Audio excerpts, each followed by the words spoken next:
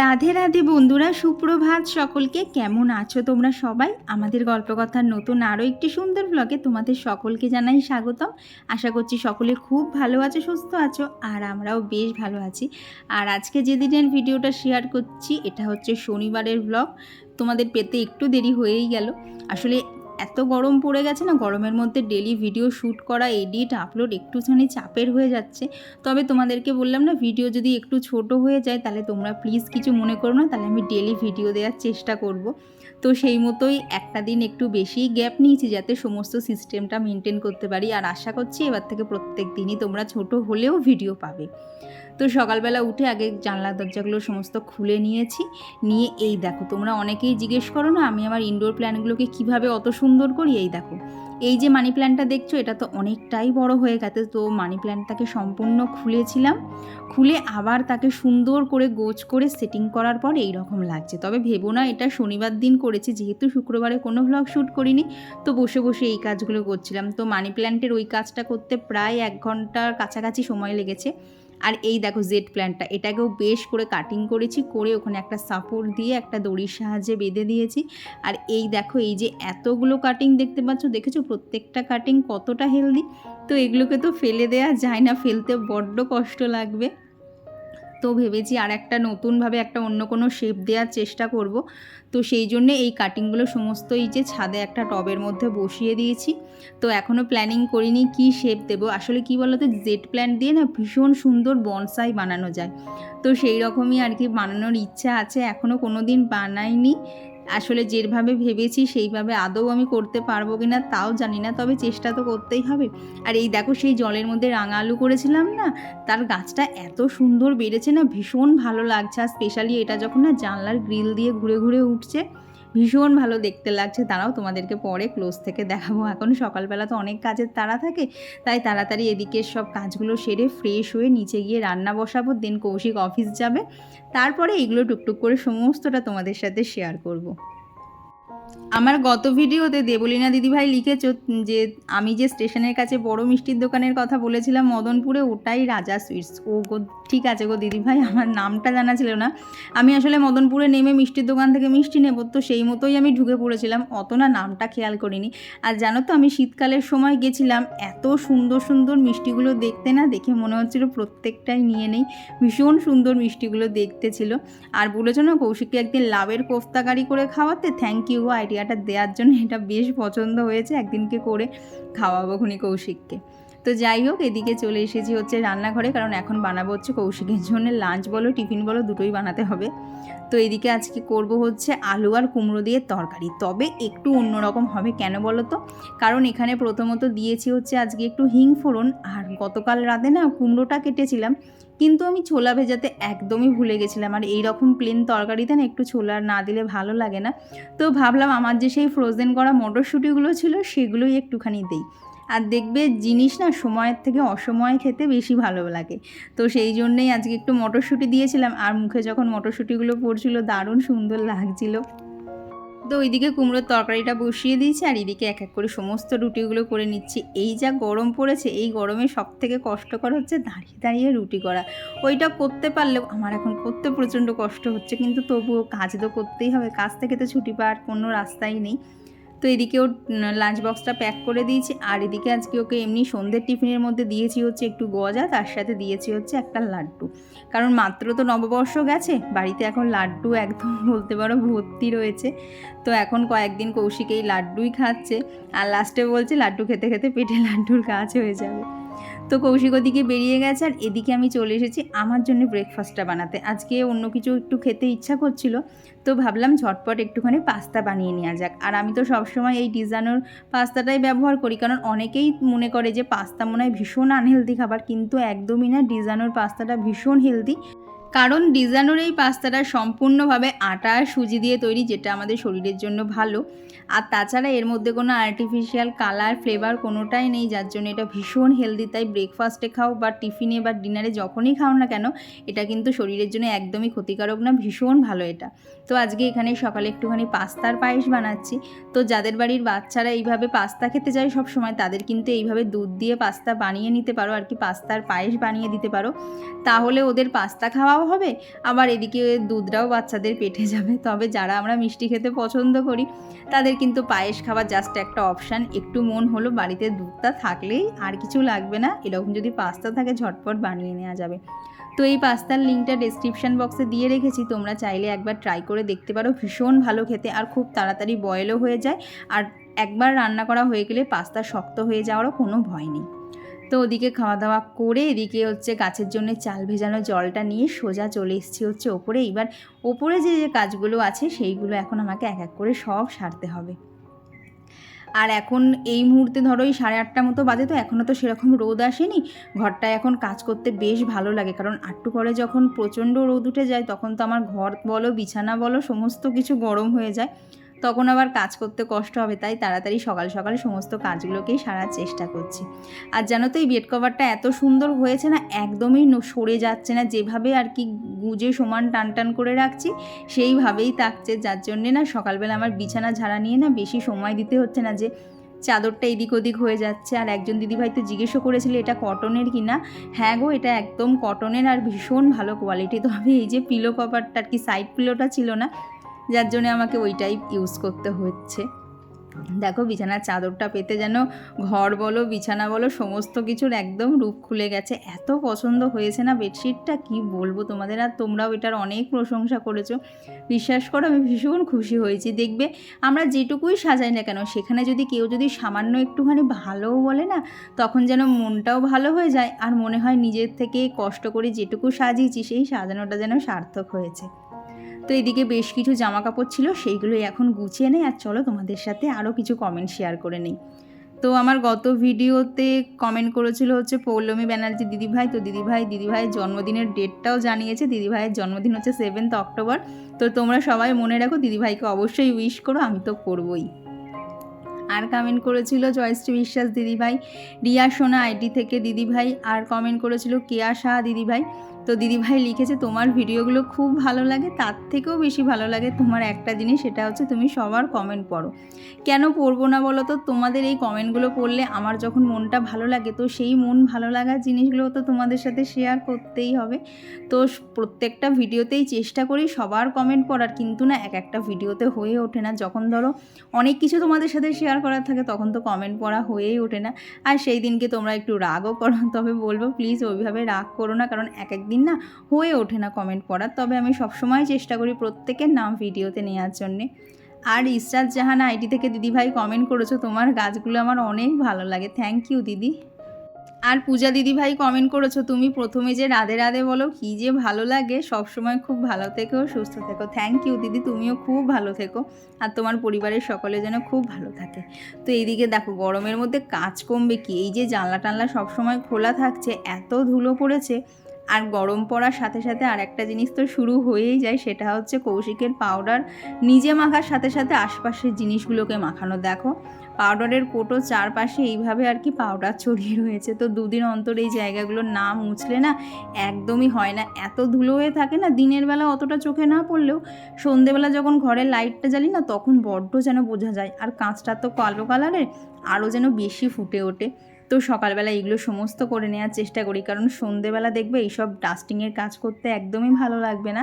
তাই এইগুলো করার জন্য সকালটাই বেস্ট। তাই সকালে যদি একটু প্ল্যান মাফিক একটুখানি না আলসেমি করে সমস্ত কাজগুলো করে নেওয়া যায়, সে গরম হোক বা শীতকাল, তাহলে কিন্তু বাকি সময়টা একদম ফ্রিভাবে বসে থেকে নিজের জন্য একটু হলেও সময় বার করা যায়। আর গত ভিডিওতে কমেন্ট করেছিল সুচরিতা মণ্ডল দিদিভাই। তো দিদিভাই লিখেছো খুব ভালো লাগলো ভিডিওটা, থ্যাংক ইউ দিদি। আর কণিকা দাস দিদিভাই লিখেছো তুমি যখন রাস্তা দিয়ে ভিডিও করতে করতে কখনো দেখাও তখন আমি এই হয়তো ছেলেকে দেখতে পাবো ভাবি। না গো, আমি তো তোমার ছেলেকে চিনিও না, আর ও অ্যাকচুয়ালি কোন দিকে থাকে সেটাও আমি জানি না। আমার রাস্তার সাথে ওর রাস্তার নাও মিলতে পারে।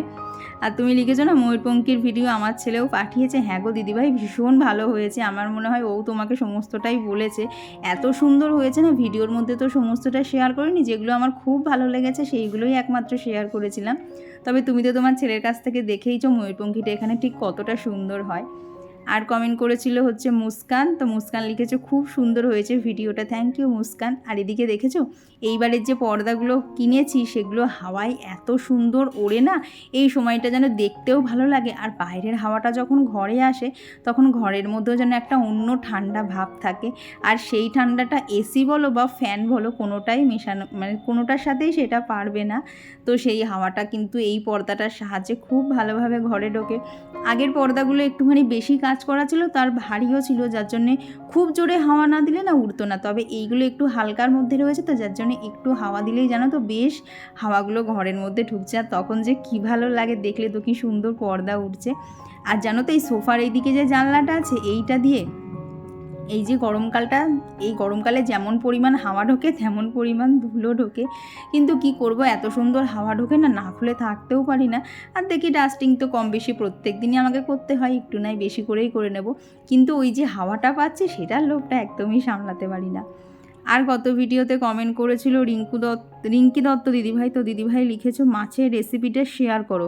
আচ্ছা কোন রেসিপিটার কথা বলছো, যেটা ডাঁটা আর আলু দিয়ে করেছিলাম নাকি যেটা শুধু আর কি কষা কষা করেছিলাম? তো কোন রেসিপিটা অ্যাকচুয়ালি তুমি চাইছো সেটা প্লিজ একটু জানিয়ে দিও, কারণ আমি মাঝে মধ্যেই মাছের অনেক রেসিপি ট্রাই করি। তো স্পেশালি তুমি কোনটা জানিয়েছো সেটা কমেন্ট করে জানিও, তাহলে আমি একটা কোনো ভিডিওতে শেয়ার করে দেওয়ার চেষ্টা করব। আর এইদিকে দেখো এই মানি প্ল্যান্টটার মধ্যে তো ভর্তি জল দেওয়া ছিল, কিন্তু দেখছি এত গরম জলটা সমস্ত শুকিয়ে গেছে। তো ওই গাছটাকে শুকিয়ে আর কি ভালো করে ধুয়ে নিয়েও জল দিয়েছি। আর এই দেখেছো আমার রাঙালু গাছটায় কত সুন্দর আর কি শেকড় বেরিয়েছে, প্লাস গাছটাও কত সুন্দর হয়েছে। এটা যখন জানলা দিয়ে আর কি লতিয়ে লতিয়ে উঠছে না, তখন কিন্তু বেশ লাগছে দেখতে। আর সত্যি বলতে একটু তো অন্যরকম গাছটা, দেখবি সমস্ত গাছের মধ্যে না যদি একটুখানি অন্যরকম কিছু রাখা যায় তখন কিন্তু দেখতে খুব ভালো লাগে। তো আমার ক্ষেত্রেও সেটাই হচ্ছে, খুব ভালো লাগছে দেখতে। আর বৈশালীনাথ দিদিভাই লিখেছো আমার 1-2 ঘন্টা প্রায় লাগে পুজো করতে। আমার 2 ঘন্টা লাগে না, ওই 1 ঘন্টার একটু বেশি লাগে। কারণ 2 ঘন্টা যদি পুজোর পেছনে দিই তাহলে আমাকে বলতে পারো আর ভিডিও শ্যুট করতে হবে না, তোমাদের সাথে ভিডিও শেয়ার করতে হবে না। কারণ বুঝতেই তো পারো একার হাতে সমস্তটা সামলানো। যতটুকু আমি ধরো কাজ ভিডিওতে শেয়ার করি তার বাইরেও কিন্তু অনেক কাজ থাকে, আর সেগুলো সামলাতে সামলাতেও কিন্তু একটা টাইম যতই বলি কাজ করতে ভালোবাসি কিন্তু ক্লান্ত তো হয়ে যায়। আর কি বলো তো, নিজের কাজগুলো কিন্তু নিজে করতে খুব ভালো লাগে, একদম নিজের মতো করে ঘরটার গুছিয়ে রাখতে খুব ভালো লাগে। কি বলো তো, ওই যে দিদিকে রাখা হয়েছে না বাসন মাজার নিচে ঘরটা মোছার জন্য, ওটা আমি করতে পারবো না তা না, কিন্তু ওইটুকু করতে গেলে না পরে দুপুরবেলা দিকে গিয়ে এত কষ্ট হয় না, তখন মনে হয় যেন আর খেতে হবে না, তখন আর খেতে ইচ্ছা করে না, কাজ করতে করতে এত হাঁপিয়ে যায়। তো সেই জন্যই আর কি হেল্পিং হ্যান্ড রাখা। আর জানো তো ঘরের গাছগুলোতে এইবার জল স্প্রে করতে বসেছি, কিন্তু আজকে যে এত সুন্দর একটা জিনিস দেখতে পাবো সেটাই আশা করিনি। আমি অনেকের দেখেছি এইরকম অ্যাগ্লোনিমা গাছে না ফুল ফুটতে, যদিও এই ফুলটা সেইভাবে ফোটেও না। আর এই ফুলগুলো যদি ফোটে গাছের গ্রোথও কমে যায়, তবুও এই যে আমার গাছে প্রথম এইভাবে ফুল এসছে দেখে এত ভালো লাগছিল না। তবে ওইটাকে কেটে দিতে হবে, না হলে আমার গাছটার গ্রোথ কমে যাবে। তবে ফুল এসেছে আমার গাছে, এটা যে আজকে সকালবেলা এত আনন্দ পেয়েছি না, বিশ্বাস করো মনে হচ্ছিলো সবাইকে গিয়ে গিয়ে দেখাই যে ফাইনালি আমার কাছেও ফুল চলে এসছে। আর সুলতা দাস দিদিভাই লিখেছো যে দিদিভাই আমার চ্যানেলের নামটা তো তোমার চ্যানেলে নেবে, তাই আমার একটু অভিমান হয়েছে। না গো দিদিভাই অভিমান করো না প্লিজ। আর তোমার চ্যানেলের নামটা কি সেটা একটুখানি লিখে দিও, কারণ তুমি চ্যানেলের নামটাই লিখছো না, আমি তো জানি না গো তোমার চ্যানেলের নাম কি। তো তোমাকে বলবো তুমি এই ভিডিওর কমেন্ট বক্সে তোমার চ্যানেলের নামটা লিখে দিও, আমি তাহলে পরের ভিডিওতে শেয়ার করে দেবো। আর আমার গত ভিডিওতে সুরভিদি কমেন্ট করেছে এটা মনে হয় আমাদের সব বরদেরই প্রবলেম, ওদের মন মতো হতে হবে সব কিছু, আমরা কষ্ট করে করব তার কোনো দাম নেই। কি করব বলো, ওই জন্যই বলতে পারো তোমরা ঘরটা সাজানোর পর এত প্রশংসা করেছো, ও কৌশিক যেটুকু আর কি কোনো রিয়াকশান দেয়নি, আর তোমরা যতটুকু রিয়াকশান দিয়েছো সব কিছু মিলেমিশে আমার কাছে রিয়াকশানটাই বেশি এসছে, তাই আমি ভীষণভাবে খুশি হয়েছি। আর উষারানী দিদিভাই খুব সুন্দর কমেন্ট করেছে। তবে দিদিভাই বাংলা বুঝতে পারে না, তা সত্ত্বেও কিন্তু দিদি বাংলা ভিডিও দেখতে খুব পছন্দ করে, এটা শুনে তো ভীষণ ভালো লাগলো। তো দিদিভাই তুমি বাংলা না বুঝলেও কোনো অসুবিধা নেই, তুমি হিন্দিতেই কমেন্ট করো, আমি সেটাই পড়ে নেব। আর গত ভিডিওতে কমেন্ট করেছিল সম্পিতা পাল দিদিভাই। তো দিদিভাই লিখেছো তোমার পুজো দেখে মনটা ভরে যায় গো দিদি, থ্যাংক ইউ।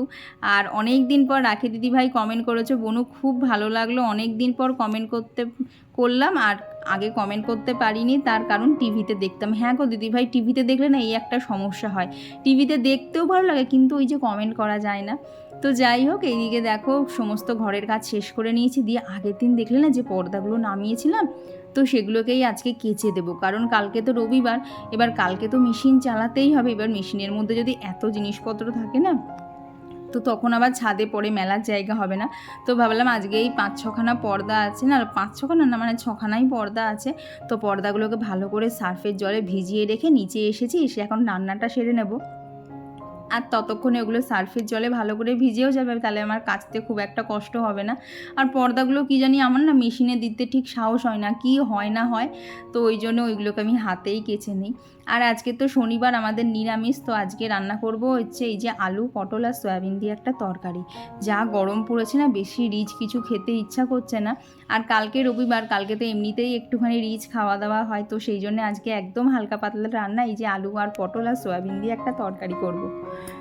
তো আর আমার গত ভিডিওতে কমেন্ট করেছিল কাজল দিদিভাই, দিয়া দিদিভাই, আর কমেন্ট করেছিল লোপামুদ্রাদি। তো দিদিভাই লিখেছো আমি তো আগেই বলেছি বৃহস্পতিবারের ঘট সাজানোটা দেখে আমার দেখতে দারুণ লাগে, তোমার এই ধূপ রাখার জায়গাটা দারুণ। কি ধূপের জায়গা ওটা? ওটা কি বলো তো, আমাদের এখানে না লোকাল ব্র্যান্ডের যে ধূপকাঠিগুলো পাওয়া যায় সেইগুলোই, ওটার বলবো না খুব ভালো গন্ধ, মোটামুটি একটা গন্ধ। তবে আমি ওই ধূপকাঠিটা একবার কিনেছিলাম শুধুমাত্র কৌটোটার জন্য, তো সেই ধূপকাঠিটা কোনো রকমে একবারে ব্যবহার করে নিয়েছি, দিয়ে তারপরে কৌটোটা রেখে দিয়েছি। কিন্তু এখন একটু বলতে পারো বেশি সেন্টের যে ধূপকাঠিগুলো হয় সেগুলোই এনে জ্বালি। কী বলো তো, পুজোর সময় যদি একটুখানি না খুব সুন্দর 4-5টা গন্ধ বেরোয়, তখন কিন্তু পুজো করতে করতে মনটাও অনেকটা ভালো হয়ে যায়। তো এই আর কি। আর কমেন্ট করেছিল মামনিস ব্লগ থেকে দিদিভাই, আর লিজা ব্যানার্জি দিদিভাই লিখেছো তোমার মাছের ঝোলের কালারটা কি দারুণ হয়েছে গো, থ্যাংক ইউ দিদি। আর কমেন্ট করেছিল মানুষ মেলুটি থেকে বনু। তো বনু লিখেছো তাও তো ভালো, কৌশিকদা খেয়েছে খেয়ে চেঁচায়, আর আমার বর তো খেয়ে দেখবেও না, কি করব বলো, সবসময় তো দেখবে আর রসিয়ে কষিয়ে রান্না করা যায় না, যখনই একটুখানি হালকা পাতলা রান্না হয় তখনই কিন্তু সবার বাড়ির লোকগুলোই একটুখানি চেঁচামেচি করে। আর টুম্পা দিদিভাই কমেন্ট করেছো যে আমি কি ফেস ওয়াশ ইউজ করি। তো আমি দুটো ফেস ওয়াশ ইউজ করি, একটা তো হিমালয়া আর একটা হচ্ছে ডাব্লিউ স্কোয়ারের একটা ফেস ওয়াশ আছে। তো যখন যেটা ইচ্ছা হয় তখন সেটা ইউজ করি, দুটো ফেস ওয়াশই ভীষণ ভালো। তো এইদিকে জানো তো জানলা টানলা সবই তো সবসময় পরিষ্কার রাখার চেষ্টা করছি, তাতেও দেখছি ওইদিকে জানলার যে পর্দাটা দেখলে ওইখানে দেখছি হালকা কালো কালো দাগ লেগেছে। দেখোই তো ঘরে আর কি বাড়ির পাশে মিল আছে বলে প্রচণ্ড ধুলোকালি হয়, তো ওইখানটা আর আটকাতে পারিনি, একটু একটু না হালকা হালকা ঝুল লেগেছে। আর গত ভিডিওতে কার্ল ডিটেলস থেকে দিদিভাই লিখেছো খুব ভালো হয়েছে ব্লগটা, ওই ইলেকট্রিক মপটা দিয়ে মুছতে ভালো লাগে নাকি নর্মাল মপ দিয়ে?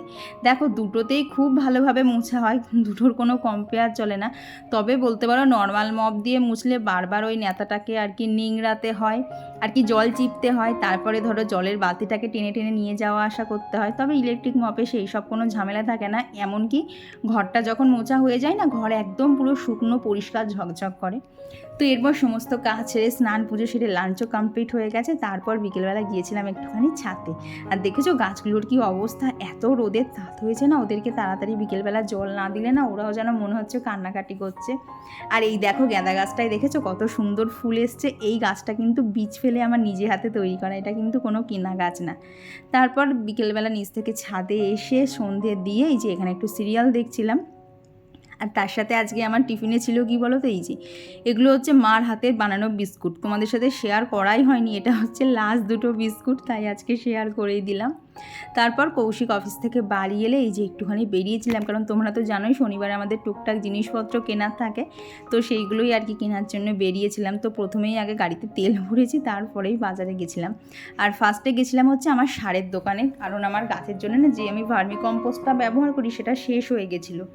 তো ভার্মি কম্পোস্টটা নিয়েছিলাম, তারপর সেখান থেকে চলে গেছিলাম সোজা আর কি কিছু মুদিখানার টুকিটাকি জিনিসপত্র ছিল সেগুলোই নিতে চলে গেছিলাম। আর কি নিয়েছি সমস্ত কিছু তোমাদের সাথে বাড়ি গিয়ে শেয়ার করছি। আর গত ভিডিওতে কমেন্ট করেছিল সিম্মির গল্পকথা আইডি থেকে দিদিভাই, আর কমেন্ট করেছিল রিঙ্কি দত্ত আইডি থেকে দিদিভাই। তো তুমি লিখেছো দিদিভাই সজনে ডাঁটা কীভাবে কাটো একদিন ভিডিওতে দেখিও। ঠিক আছে গো, পরের দিন আমি যেদিনকে রান্না করবো অবশ্যই দেখিয়ে দেবো। তারপর চলে গেছিলাম সমস্ত কেনাকাটা কমপ্লিট করে একটা ফুচকার দোকানে, ভীষণ ভালো ফুচকাটা করে। তো সেখানে 10 টাকার করে ফুচকা খেয়েছি। তারপরে এই দেখো এখানে নিয়ে এসছে হচ্ছে 20 টাকার করে চুরমুর, এতটা পরিমাণ দিয়েছিল আর ভীষণ টেস্টি করে মাখিয়েছিল, মানে এখন আমার ভয়েস দিতে গিয়েও জিভে জল চলে আসছে, এত সুন্দর করেছিল। তো সমস্ত কিছু নিয়ে মার এখানে এসেছিলাম, তার কারণ হচ্ছে পয়লা বৈশাখের দিন দেখেছিল তো অত মিষ্টি হয়েছিল, তবে সেদিনকে আর নিয়ে যাওয়া হয়নি। তো মা শুধু বারে বারে বলছিল যে মিষ্টিগুলো নিয়ে যা, নাহলে নষ্ট হয়ে যাবে, তাড়াতাড়ি খেয়ে ফেলতে হবে, কারণ বেশি দিন তো আর রাখা যায় না। তো সেটাই নিতে এসেছিলাম। আর এসে দেখলাম মা জানো তো লাইজলের এই শক্তিটা দিয়ে ঘর মোছে, এত সুন্দর গন্ধ বেরোচ্ছিল না। তো ভেবেছি এইবার আমার লাইজলটা শেষ হয়ে গেলে না এই লাইজলটাই নেব। এটা না 450 ml দাম মনে হয় 65 টাকা নিয়েছে। তো দেখলাম দামটাও কম, পরিমাণেও বেশি, আর খুব সুন্দর একটা গন্ধও বেরোচ্ছে। আর এই দেখো এই যে 1 বাক্স লাড্ডু মার কাছ থেকে নিয়েছি। তো এই 1 বাক্স লাড্ডু নেওয়া হয়েছে, আর ওইদিকে দেখো মার হাতেও একটা লাড্ডুর বক্স রয়েছে, তো সেখান থেকেও আর কি লাড্ডু হাফ হাফ করে আমি আর বোন নিয়েছি। আর কি বলো তো এইবারে না বাবার দোকানে মিষ্টিতে না সেরকম আর কি অন্যান্য কোনো সেরকম মিষ্টি হয়নি, কিন্তু অনেক লাড্ডু হয়েছিল। তো সেই জন্যই মা বারে বারে বলছিল লাড্ডুগুলো নিয়ে যেতে, না হলে না নষ্ট হয়ে যাবে। তো তারপরে এই যে চুরমুর খাওয়া আর অনেকক্ষণ ধরে গল্প টল্প করে তারপরেই বাড়ি এসেছিলাম। তো বাড়ি এসে ওদিকে ধরো ডিনারের প্রিপারেশান করা থাকে, আর তারপর এই যে তোমাদের সাথে শেয়ার করছি, এই দেখো এনেছি হচ্ছে ভার্মি কম্পোস্ট, আর তার সাথে আমার ঘরে যা যা জিনিসপত্র লাগে, এখানে খই, নকুলদানা, ছাতু, আটা, আর কি যা যা আর কি আমাদের দৈনন্দিন জীবনে লাগে, তো সেই সব জিনিসপত্রই রয়েছে। তাও একটা কিনতে গিয়ে যেন দোকানে কত লাইন দিতে হয়েছে, মানে এই টাইমটা গেলে না অনেকটাই ভিড় থাকে, কিন্তু কি করব অন্য সময় তো কৌশিকের সময় হয় না, তো সেই জন্য এই সময় যেতে হয়।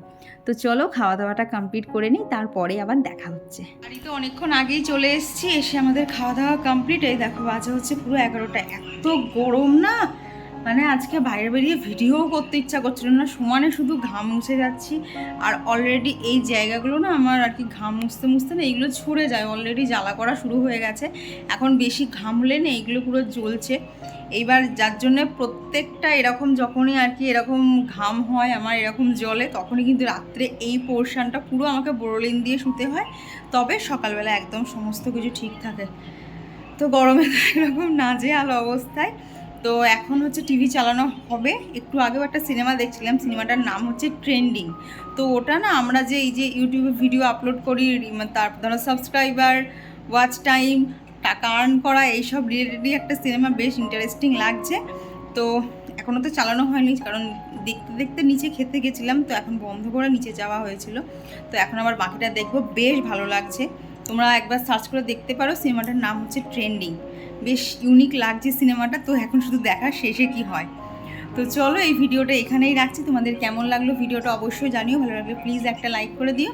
তো চলো আজকে জন্য সবাইকে জানাই গুড নাইট, টাটা।